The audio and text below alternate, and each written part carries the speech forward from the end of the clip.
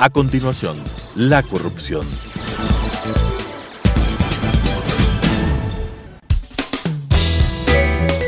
Clasificación B, bajo supervisión de un adulto. Son de exclusiva responsabilidad de sus autores y de quienes intervienen en ellos.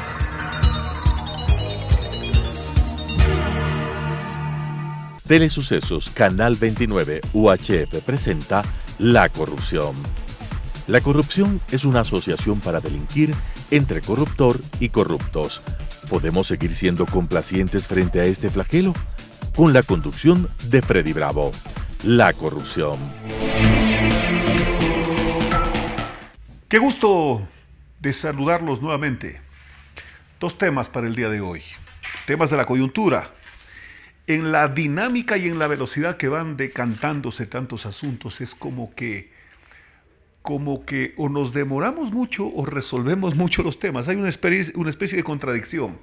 Ya la semana pasada teníamos puerta afuera al presidente de la Asamblea, lo tenemos, digo, por lo que vemos, lo tienen. Tampoco es que ellos lo hacen por su cuenta, los legisladores nos representan a nosotros, nos guste o no, pero creo que lo tienen en la recta al fiscal, y así pasamos en el día a día.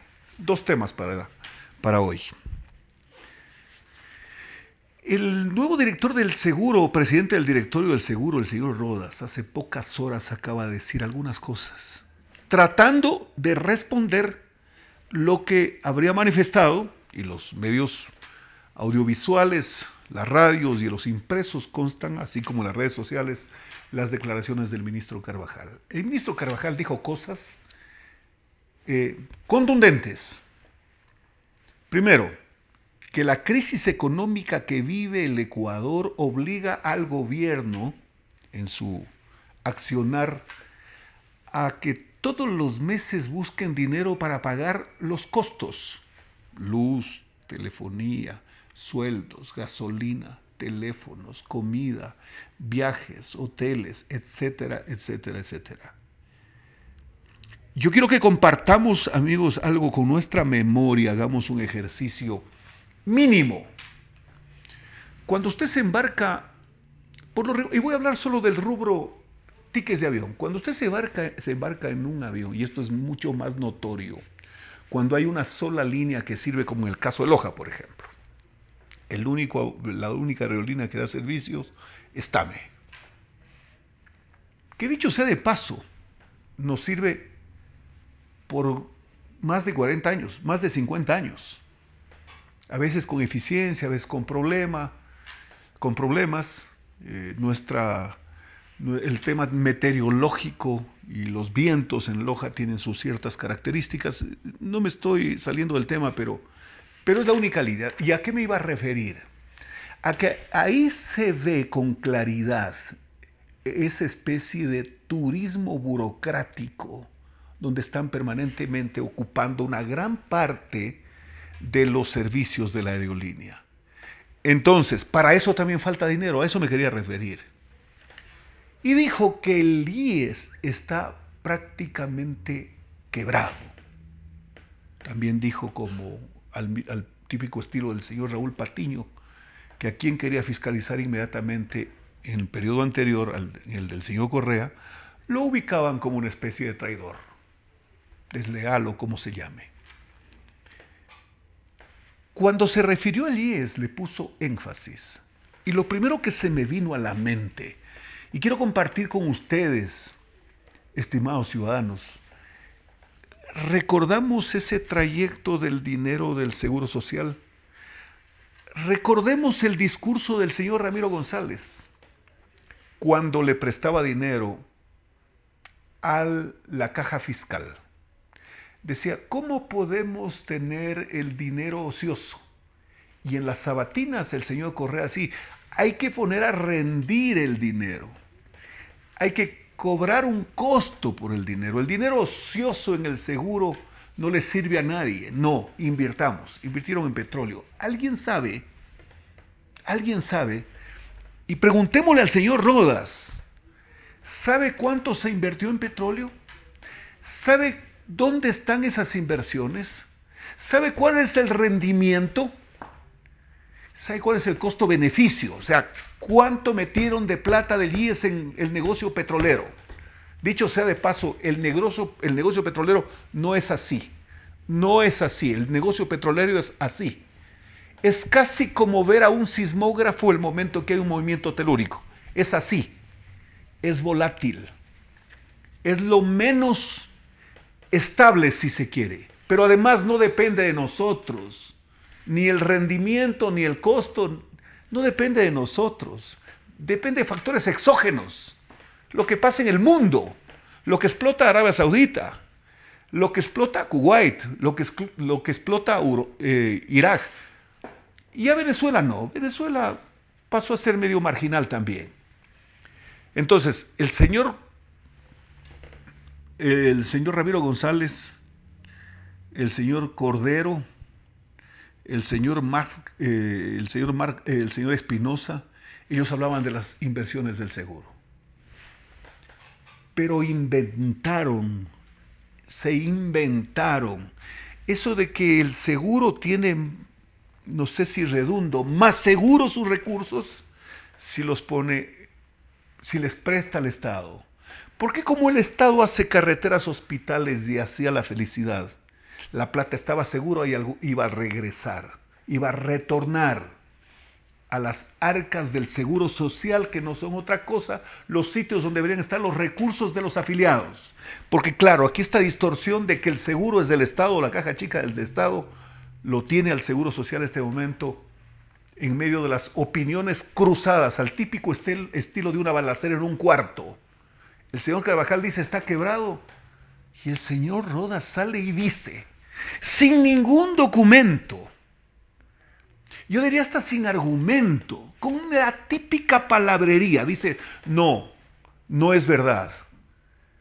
Pero recuerden que cuando se posesionó dijo, me comprometo a hacer y a entregarles a ustedes un cálculo actuarial, cuál es la situación real del seguro. No sé si lo están haciendo, si no lo están haciendo, pero hasta el momento no lo entregan. Pero sale a contestarle al ministro de la Política, le dice, no es verdad que está quebrado el seguro. Y cuando escuchamos a analistas de la seguridad social, que hay, no sé si muchos, yo por ejemplo he escuchado con serenidad la seriedad de un señor que fue director del seguro, un señor Joaquín Viteri.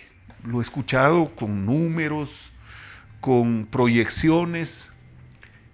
Lo escuchaba Marco Proaño Maya en términos conceptuales de lo que es la seguridad social, la solidaridad, etc. He escuchado a otros, no me quiero alargar, no quiero traer más nombres. Pero cuando se presenta el señor Rodas dice, no es verdad lo que dice el señor Carvajal. No muestra un documento.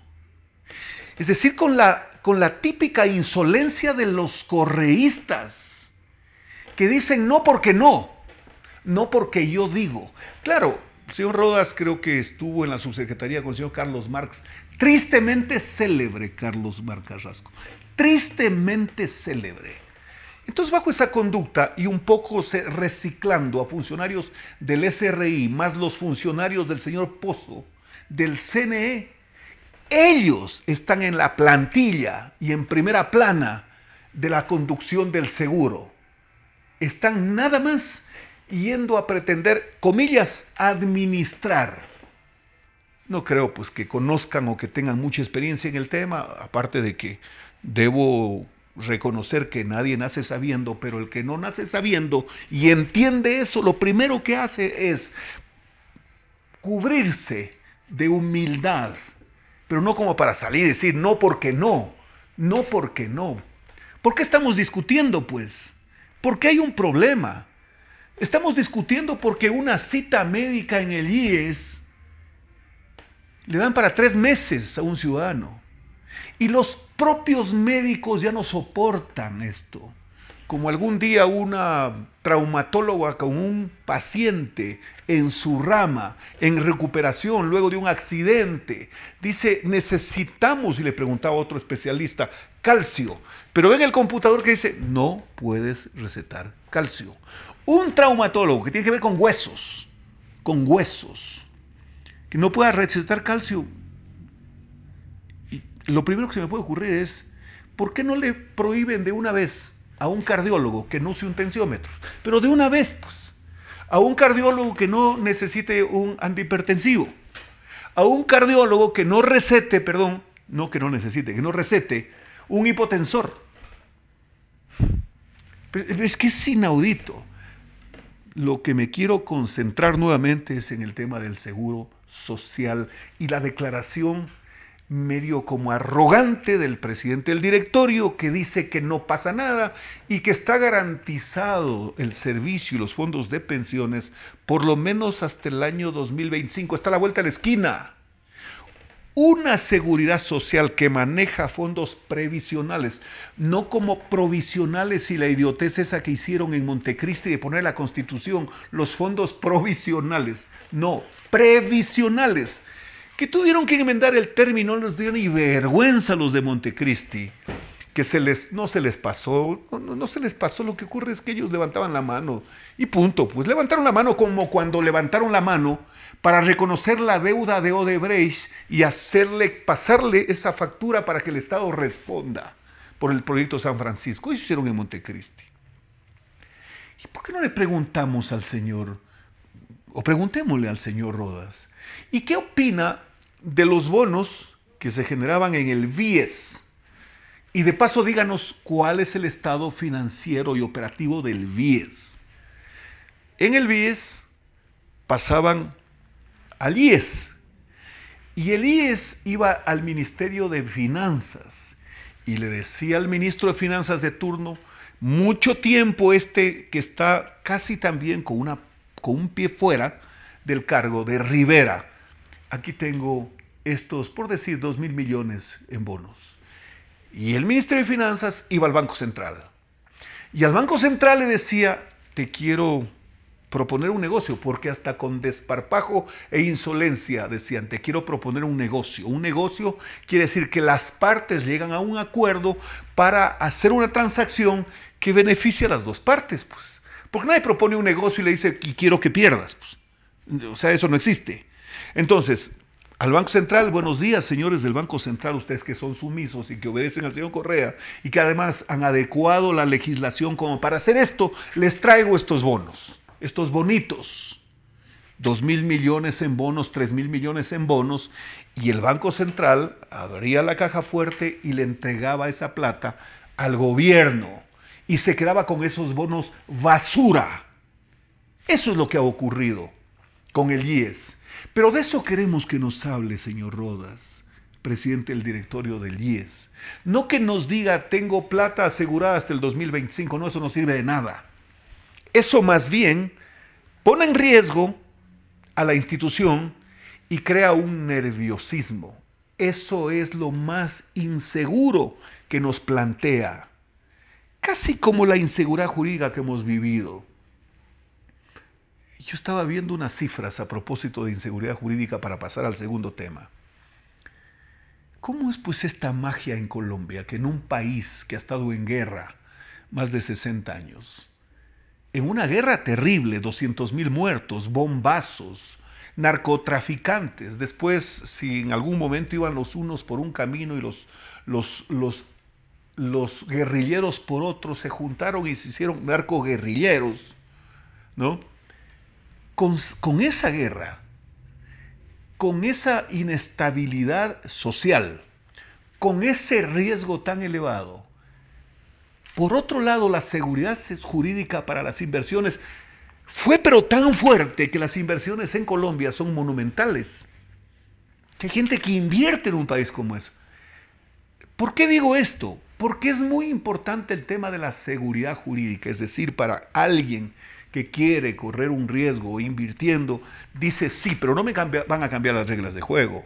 No me van a armar al típico Carlos Mar Carrasco una reforma tributaria cada semana y a la carta. No, pues no me van a cambiar las reglas de juego.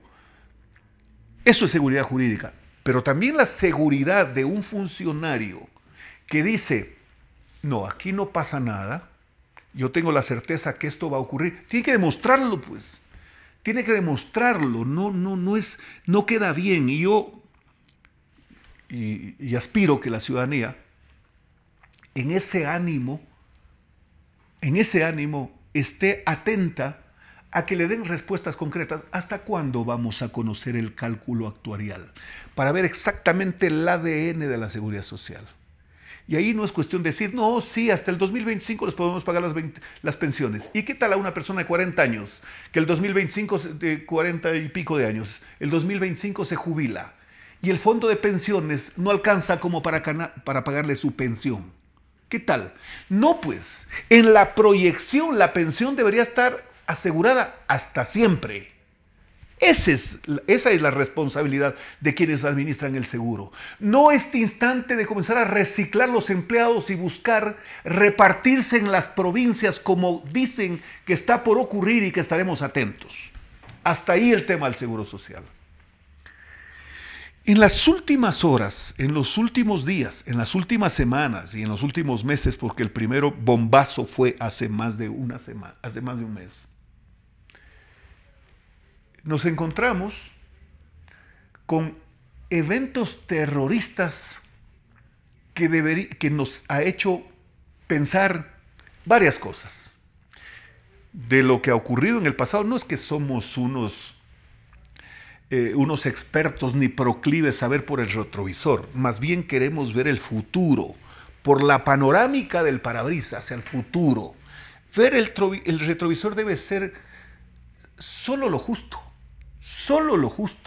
¿no? No queremos poner énfasis en eso. A ver, tantas cosas han ocurrido, declaraciones. Hace pocas horas decían que fueron liberados los periodistas del Comercio, con quienes y sus familiares, dicho sea de paso, nos solidarizamos. Desde la cadena Caracol de Colombia, la cadena RCN de Colombia, venían noticias.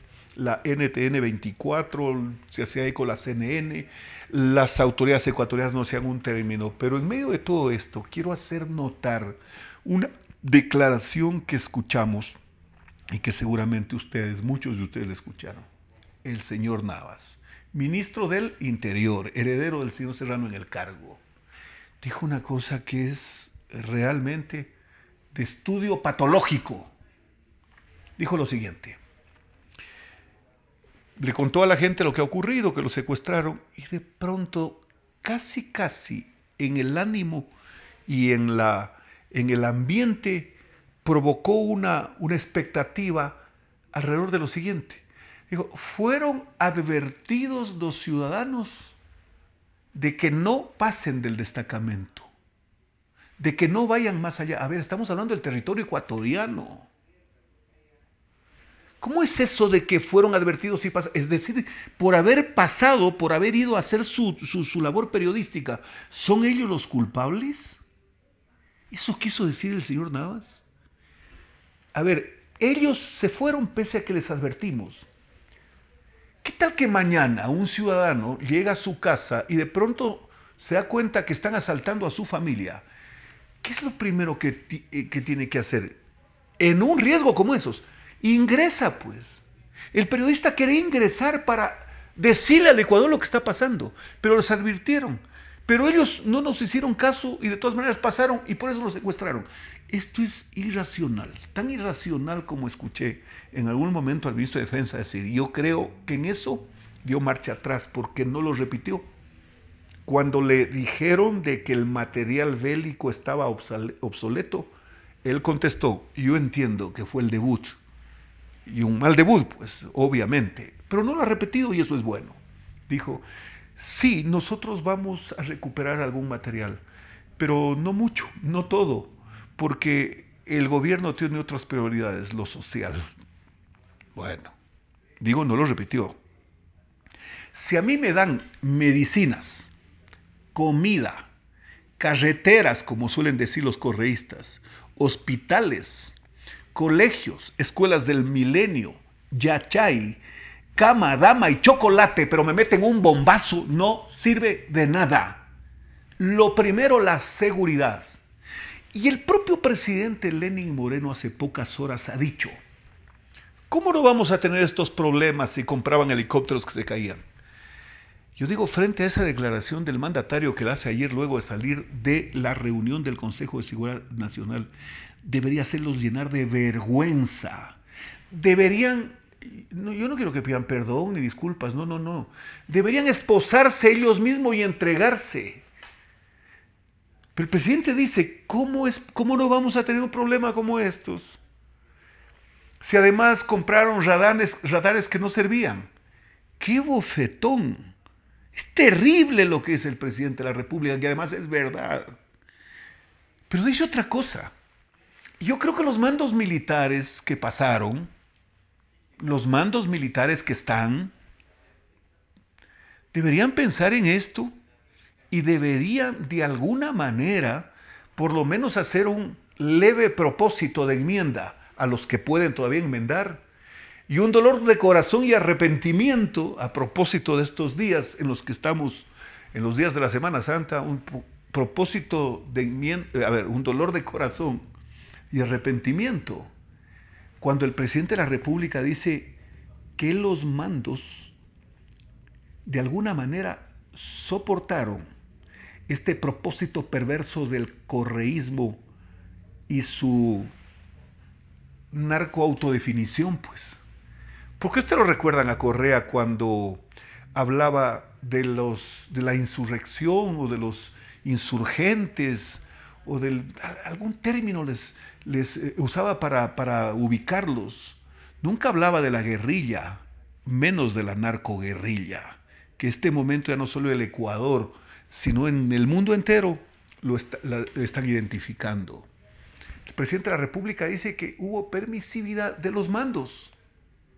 A ver, ¿a qué se refiere?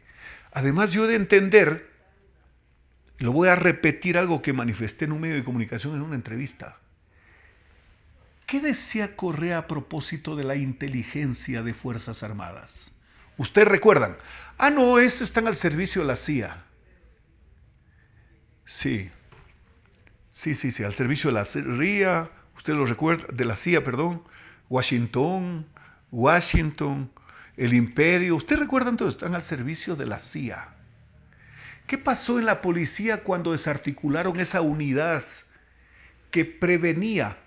Y por supuesto tenía dos capítulos en su ejercicio. Prevenir, ¿recuerdan al mayor Manolo Silva? Prevenir, pero por supuesto, si la prevención no es suficiente y llegan al hecho, hay que actuar. Es casi como en la salud, pues. Si ya finalmente el alcalde no trató de una ciudad X, para que no me digan que me refiero a uno en particular, por el sitio donde estoy haciendo el programa, si el alcalde de una ciudad no resuelve el tema de manejo de aguas residuales, aguas negras, etcétera, y se provoca una pandemia, ¿no? Contra los niños, contra las personas adultas, infecciones, etcétera. No quiere decir, como no actuamos en esto, dejemos nomás que se mueran. Pues no es así. Ya, no actuamos en esto, entonces muy bien, ahora vamos a curar. Vamos a la parte curativa. Y para eso tienen que estar equipados los centros de salud, para eso tenemos que contar con medicina, para eso tienen que estar equipados los hospitales, y para eso la atención tiene que ser de inmediato, no la atención de para 2 meses, a través del call center. Entonces, el presidente de la República ha dicho hubo permisividad. No. Entonces ya no nos quedamos ahí, pues. Lo que ocurre, y el propio presidente ha dicho, cuando uno les consiente a estos narcoterroristas, dijo el señor Lenín Moreno, y por supuesto, lo suscribo. Cuando uno los consiente a estos narcoterroristas, ellos se acostumbran a hacer lo que les da la gana. Así dijo, pues. Cuando la politiquería de estos que ya no tienen la presentación ni la pose, ni los vemos como sospechosos, sino como culpables, encabezados por Correa, cuando la politiquería entra a los organismos de seguridad, sale la seguridad y la inteligencia de esos organismos y nos quedamos a merced de los bombazos.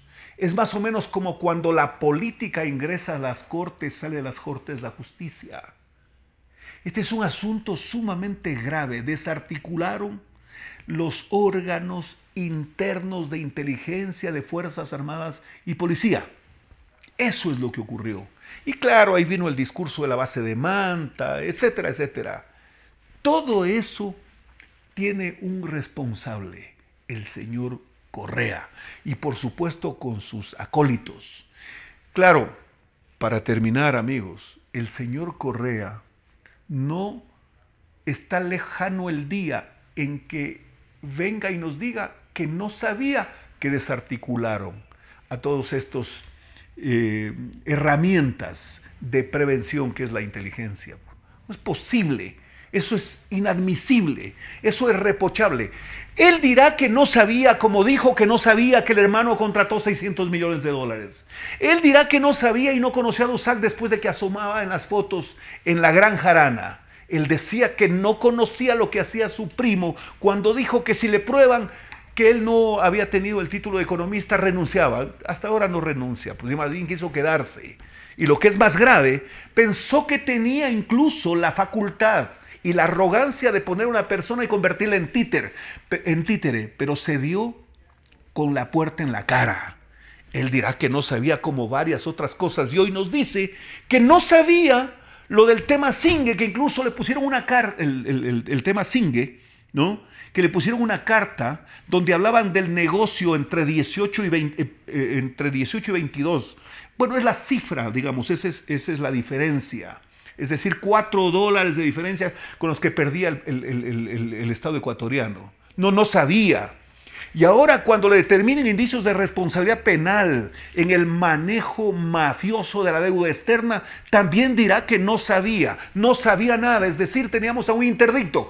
Sí, pero los interdictos no son susceptibles del enjuiciamiento. Así que este interdicto de pacotilla tendrá que responder ante la justicia. Estimados amigos, nos vemos la próxima semana. ¡Qué gusto! Las opiniones vertidas en este espacio por la producción y dirección del programa son de exclusiva responsabilidad de sus autores y de quienes intervienen en ellos.